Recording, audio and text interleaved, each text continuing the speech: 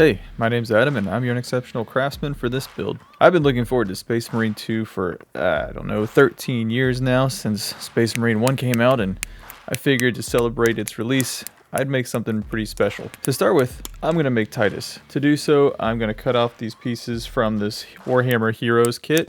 It's just a basic intercessor, but I'm going to use it for the building blocks for Titus. Using a hobby knife, I scrape away any extra flashing from the plastic, and that way it just cleans up the model for painting purposes. I picked out the headpiece that showed his face instead of the helmet because he looked pretty similar to Titus and I thought it would work, and then I glued on a few extra pieces that the kit did not come with. Unfortunately, for some reason, filming the parts where I glued the rest of them together didn't copy over, so you missed that part, but that's okay. After reviewing some pictures of Titus, I realized the arms just weren't going to cut it. I didn't like the way it looked and the stance was kind of basic, so I found some other pieces from other kits that I had and glued those on instead. I thought the pose was a little more dynamic and it looked a little more interesting.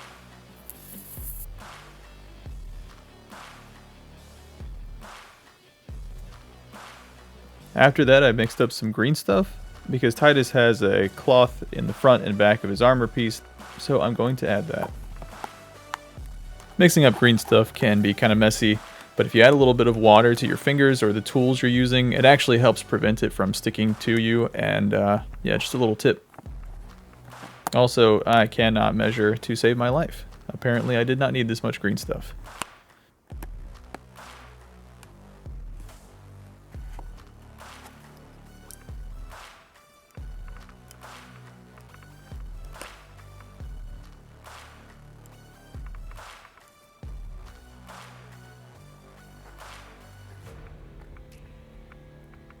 So I took my model outside and primed it in a nice dark black, which helped me with the undercoating.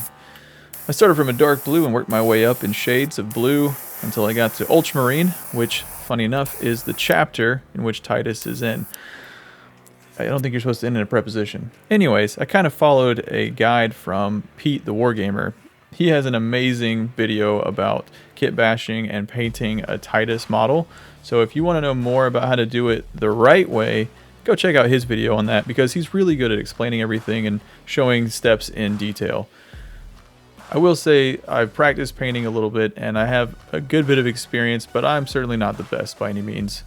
And so while I enjoy it and while I think it looks good, it may not necessarily be the best paint job ever. For me, this paint job is good enough, and as per usual, I think it looks fine, and as long as I'm happy with it, that's all that matters to me. If you want to take yours even further, that's perfectly fine. Or if this is too far for you, that's perfectly fine too. As long as you're happy with what you're making and what you've been inspired by can come to fruition in some way, then you're doing the right thing, you're creating. So keep at it. This is a pretty cool trick. After putting gold paint onto the surface, if you go over with a nice orange or dark brown wash, it actually helps the gold look a little more golden by giving some depth to the shadows. But anyways, for now, I'm going to finish up this paint job by adding the last bit of details, such as the cloth in the front and some of the sigils, and finally his skin tones. And then once these are done, I'm going to call him good to go. Notice how I like to use shades. I know. I'm edge highlighting, so hey, you know.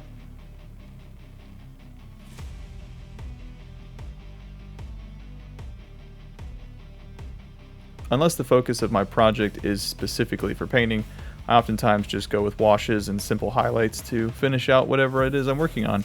And to be honest, it does the job well enough. So I'm going to move on to the next part.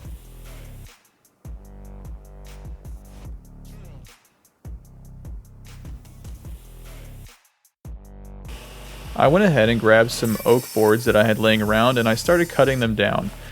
What I'm making essentially is the actual stand for the headphones. This is going to give me this effect of an archway. And the reason I want the arch is because a lot of architecture in Warhammer kind of has a Gothic cathedral aesthetic. It's kind of like a style that Warhammer is very well known for. And so that's what this archway sort of resembles. After getting the basic shape cut out, I'm going to take it to my belt sander and sand down both pieces at the same time so that they have some unity to them. And then I'm going to cut out a base. This next part, for whatever reason, got cut off, no pun intended, but essentially I was cutting the bevels off of the edges. And finally, I cut off some pegs so that I can mortise and tenon these pieces into place.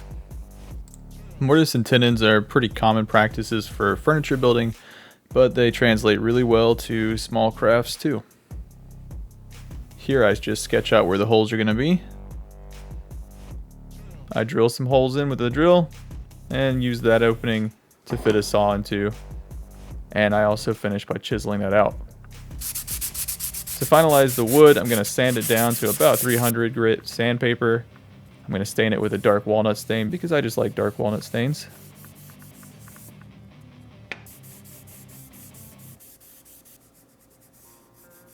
And after I'm done staining and that stain has had a chance to dry, I'm going to go over it with some paste wax. I like paste wax because it's a simple protective coating and you can buff it or leave it as shiny as you want. Finally, I'll glue those into place with some wood glue and make sure that they're level.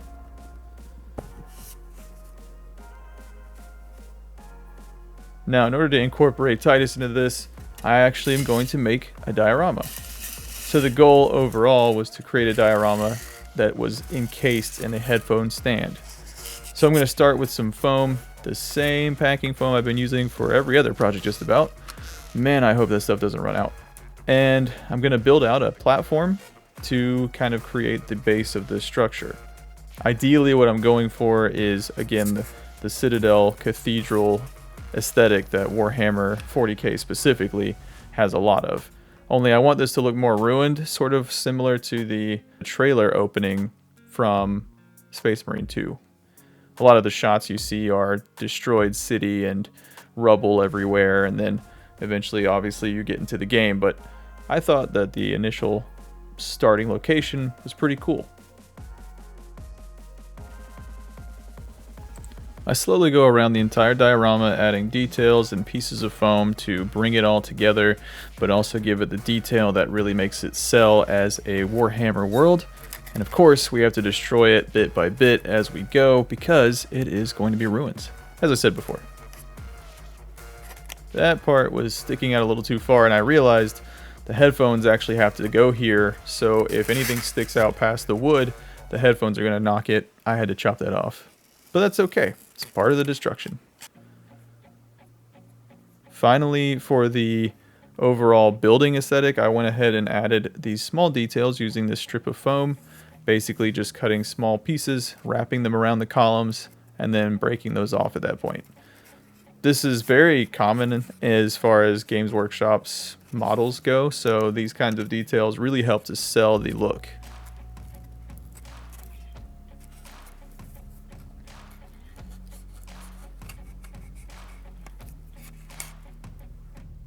And, you know, can't have too much destruction, so I chopped some pieces off and then thought, it's a little too short, and I glued them back on.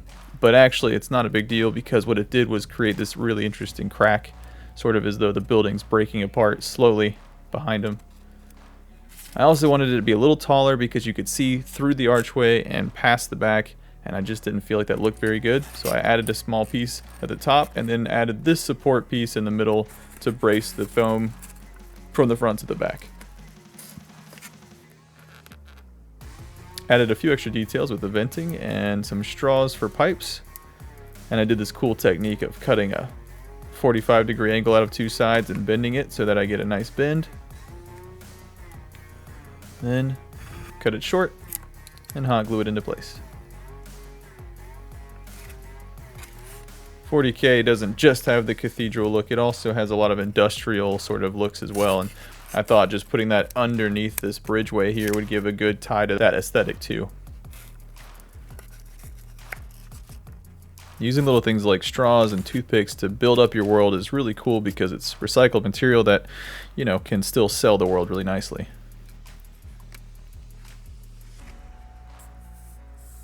Finally, I wanted to add some fallen bricks and chunks of rubble to the bottom of the base just to finish out that destroyed building sort of aesthetic.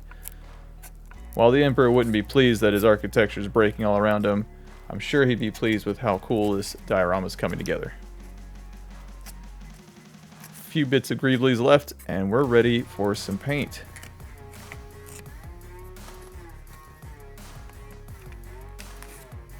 Now I'm going to separate it from the base. Obviously, I don't want to get paint on that nice wooden finish, so I'm going to leave that separate.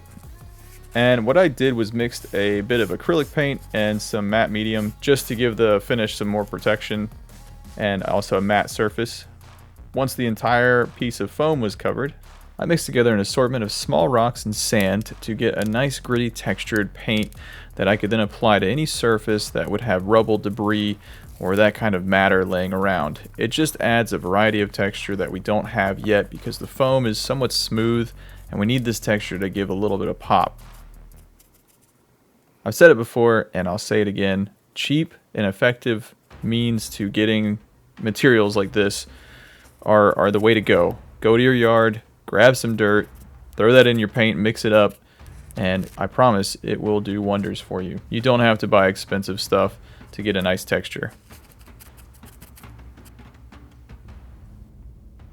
To paint this, I started with a nice airbrush coating.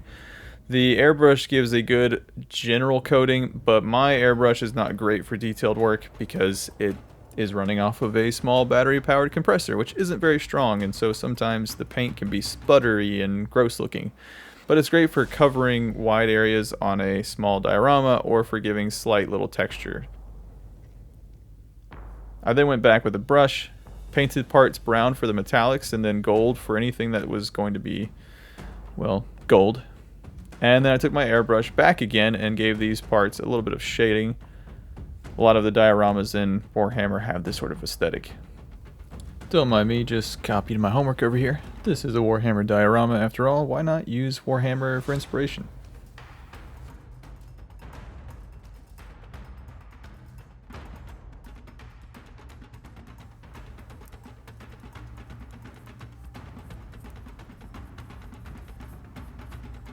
Adding some shade wash to these golden pieces again brings out that look of worn or aged gold, which was pretty cool, and again it just adds some depth to the overall piece. And I finished up the diorama with a little bit of dry brushing, some light gray over top of the surfaces that were all stone, just to bring out any texture that's there and finish any little pieces of detail that were not stone colored as well.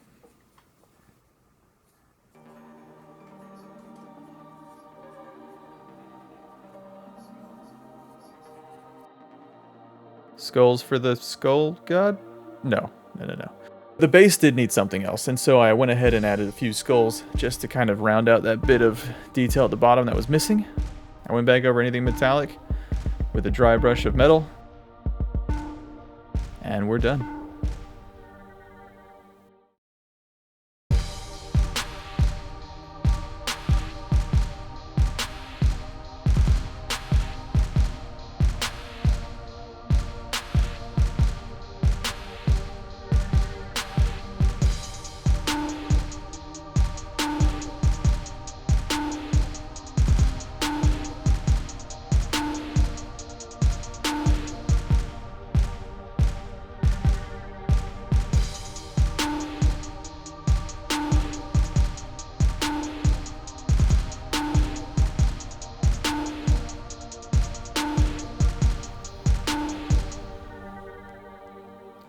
I just want to say thank you to all of the people who continue to watch. It does mean a lot to us, and we are very grateful for anyone who has commented or liked or shared. It's been a bit of a journey for us to learn how to navigate through the YouTube waters, but we've enjoyed the process, and we look forward to making even more videos. So, if you enjoy what you see, please help us out by liking or subscribing. I know we have to ask that kind of stuff just because, but you know, gotta do what you gotta do. And yeah, please come back for the next one.